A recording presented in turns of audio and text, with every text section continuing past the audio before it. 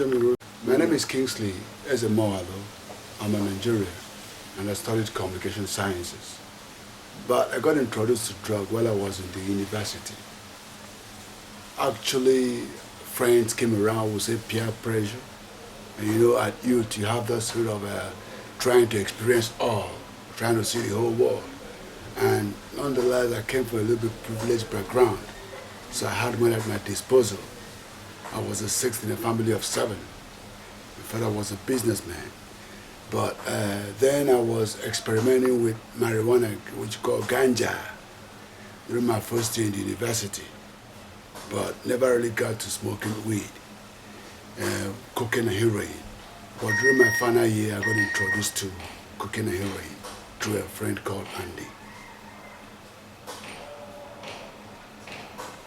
Because like I told you, during my final year in the university, somebody introduced me to these drugs, and not only by using it, we started peddling drugs overseas. We took drugs to all the shores of Europe. I've been to Russia, I've been to Germany, I've been to London, we were peddling drugs. But you know, drugs takes a while to really run you down. Because when we really started, we were having money, so you couldn't tell on somebody. So over a whole period of years, but after school though, I was keeping this habit and taking drugs overseas. I got a job, like a reporter in a local newspaper in my country, Nigeria. But because the money coming in from drugs was so much, I had to quit the job. So over the years, I've sold cars, sold houses that I bought, and what you call, they say, drugs bring you to what you call the 0 point. When I hit my ground zero, there was nothing else to do, and I lost my sense of esteem. When I see my friends in town, my peers, I have a guy who were in school together. He's a big pastor in Nigeria. I don't want to mention his name for reasons. Now, I saw him, I dodged him, I don't want him to see me. I became ashamed of myself. I knew that I needed a change. I knew that if I don't do it, I was going to die.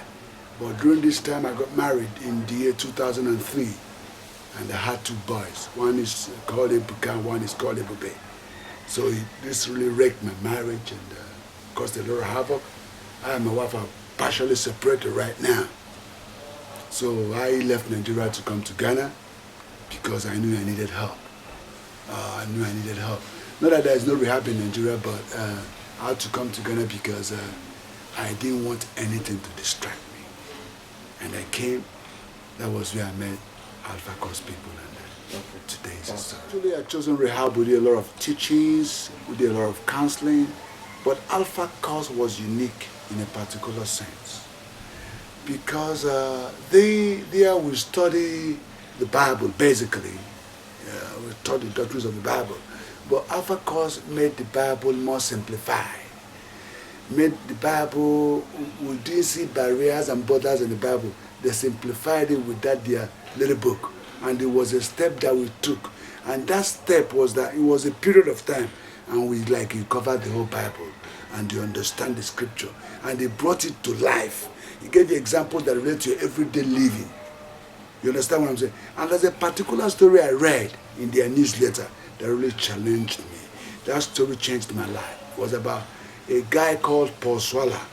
He was a soldier in Zambia. He was supposed to die for a mutiny, for a coup. But when he got to prison, he met Alpha Course. And when he met Alpha Course, he was in prison. He knew there was no water in prison.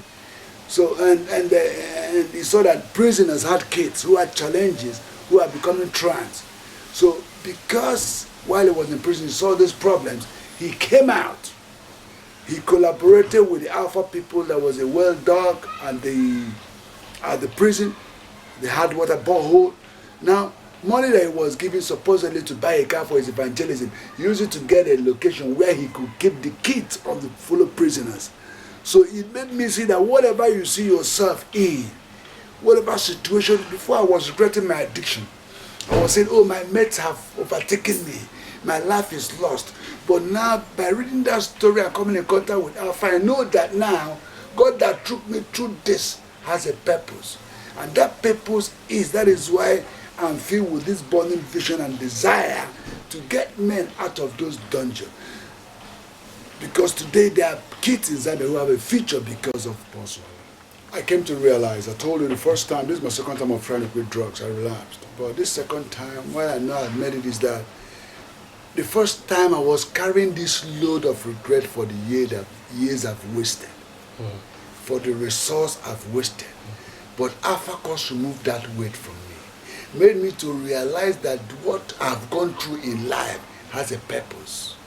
And that purpose I've now discovered, that other men who are in darkness need help to be thrown out.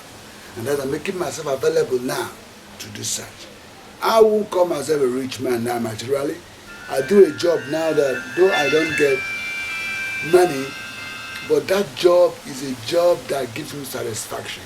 I start Kukurantumi, and we go and get men, alcoholics basically, counsel them, talk to them, they'll be coming from their houses. Now we're having success. Some have become sober, become responsible men. But there's a challenge. You understand what I'm saying? So I want to continue this job.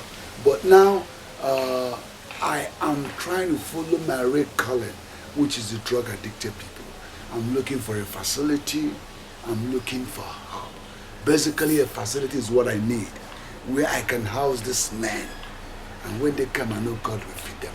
And God will do it. I know God is taking us there. And we'll be there someday. You see, there are 3 stages in this. They say prevention is better than cure. Now, we look at the preventive stage of drug addiction. We look at the treatment stage, okay? And we look at the aftercare. Now, I want a platform where people, churches, organizations. You see, drug addiction affects everybody in society, no matter where you are. Okay, you might live in a castle, but your child, your only child might be affected by a drug-induced robbery, and he loses his life. So it affects you. So I want every hands to be on deck. I want churches to invite me so I can come and speak to the youth about the issues of drug addiction, universities, so we can talk to them, we can teach them, workplaces, companies, organizations, let them understand the dangers of addiction. Some of them don't know, and when they know, they will run away from it. Do you understand what I'm saying? And I want people to come. There are addicts there. If you have clothes, you see, when Jesus came and asked people, said, when I was hungry, he didn't feed me. When I was naked, he didn't clothe me. They said, when did he come to me? I said, when did you eat your brother, you've done it unto me? There are people who need clothes, who need food, they need to be cared for. If you have somebody who has a drug problem, alcoholic problem, don't kick the person away. I'm telling you, drug addiction and alcoholism is beyond a man's willpower. Okay? It is something that he needs help for. So, hold his hand, give us a call. My number is 05464579663. I repeat, 05464579663 or 0202968876 or 0202968876. You can just give me a call, Pastor Kingsley. And while you call me, we will speak to them, we will talk to them, and there will be hope. Drug addiction is a disease. Understand that today. Okay? It is not curable, but it's treatable, like every other disease. So it is possible, but it's one day at a time. Sobriety can be sustained, it can be maintained.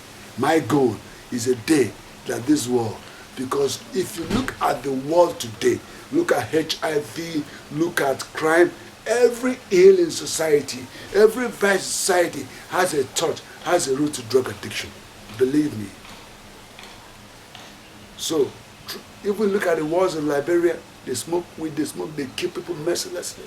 So when we are treating drug addiction, we are in a way treating all the ills in society.